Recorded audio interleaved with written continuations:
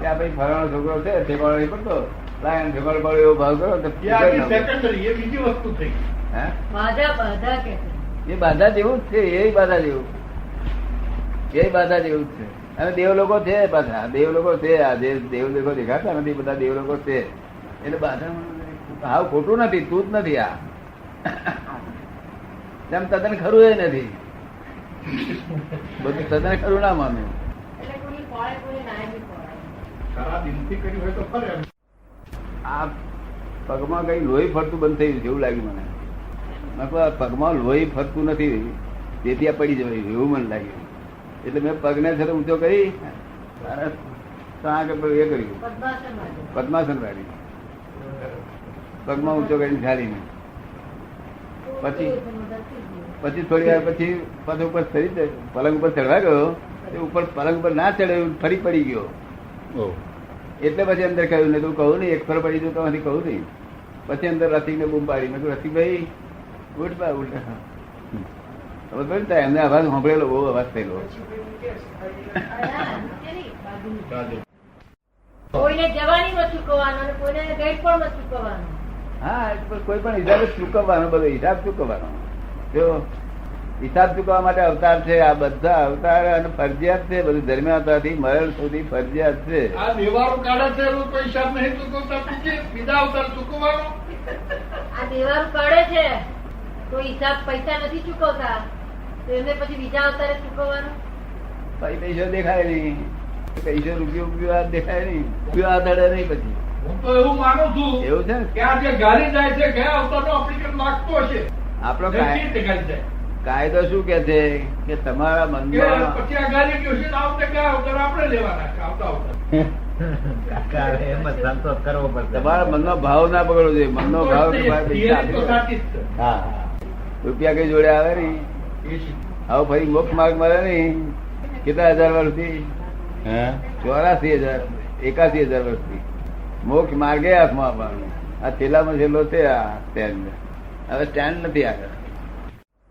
માણસ થશે, 20 વર્ષનું આયુષ્ય છે, 5 વર્ષે પણ છે, 10 વર્ષે દાદા. મહાદુઃખના દરિયા, મહાદુઃખ ક્યારે થશે આ બધું?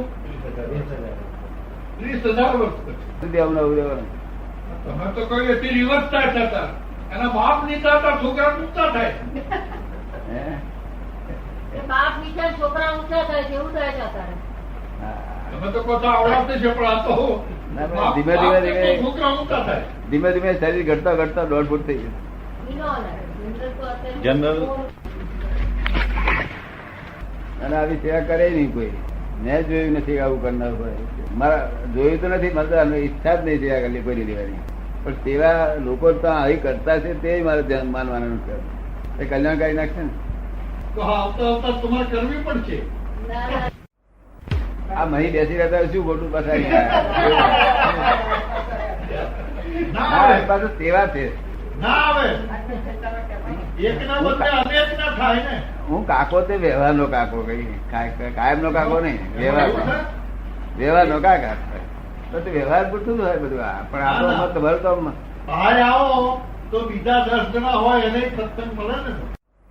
દરેક ને હોય એને આપણે સૂઝ એટલે દર્શન નહીં કરતા. આપણું દર્શન ઊંચું જતું જાય તેમ સૂઝ વધતી જાય. પણ એ આમ કનેક્ટેડ થઈ ગયું. આ સૂઝ તો બધાને હોય, સૂઝ તો બધાને હોય. જ્ઞાન હોય કે અજ્ઞાન હોય, બે સૂઝ હોય. સૂઝ એ જુદી વસ્તુ છે, એ ઉદયના અધીન છે. શું છે? ઉદયના અધીન. અને આપણું દર્શન એ આપણના અધીન છે. સૂઝ ઉદયના અધીન. એટલે સૂઝ ના પડે તો જાણવું કે આપણો ઉદયમાં ચેન્જ છે, પણ આપણું દર્શન દેખાય છે કે આ પૂરું થઈ ગયું. આપણું દર્શન એ જાગૃતિ છે. જ્ઞાન એ જાગૃતિ ખરી ના, દર્શન એ જાગૃતિ. જ્ઞાન એ જાગૃતિ, જ્ઞાન વિગતવાર હોય, દર્શન વિગતવાર ના હોય. દર્શન બાધે ભારે હોય, બાધે ભારે ને બાધે ભારે આપણને એમ લાગે સારો ધંધો બધી રીતે સારો ચાલે એવું લાગે છે મને. ત્યાર પછી કોઈ પૂછે પણ સી રીતે તમે કહો ને, ત્યાર પછી આપણે જ્ઞાન વાળું કેવું, વિગતવાર કેવું, સમજણથી કહીએ બધું. એટલે દર્શન અને જ્ઞાન એ બે જાગૃતિ છે. અને હુજ તો બધાને પડે, દરેક ના, ગરીબ ને બીજા કેશિયાઓ બેઠેલ બધા હુજ પડે તેથી ચાલુ ગાળું. બીજો ગાળું કરવાનું સૂઝના આપણે જ્ઞાતા દ્રષ્ટા રહેવાનું કે નહીં સૂઝ પ્રમાણે તો રમણીકભાઈ કામ કર્યા કરે. સૂચના પણ આપણે જ્ઞાતા દ્રષ્ટા રહેવાનું પૂછે છે. સૂઝ પ્રમાણે તો રમણીકભાઈ કામ કર્યા કરે. તેને રમણીકભાઈ શું કામ કર્યા કરે તેને જ્ઞાતા દ્રષ્ટા રહેવાનું પડે.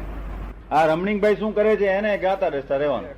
મહાવીર એક જ પૂતગલ જોતા હતા. પોતાનું મહાવીરનું પૂતગલ જોયા કરતા. પૂતગલમાં શું છે, શું વિચાર આવ્યા, બુદ્ધિ શું કરે છે, ખેતી શું કરે છે, ક્યાં આ ભગવાન એવી દશા દાદા ઘણી વખત રહે છે. હે? આવી દશા ઘણી વખત રહે છે. અલગ અલગ સ્પષ્ટ સમજાયા. હા હવે સમજાય. એ જ આપડે વિજ્ઞાન નો સાર છે ને. અત્યારે 3-4 દિવસથી થોડોક ડખવા બુદ્ધિ ડખો પણ આ 3-4 દિવસથી જ આવતી. બાકી તો જ્ઞાતા દ્રષ્ટા રહેવાય.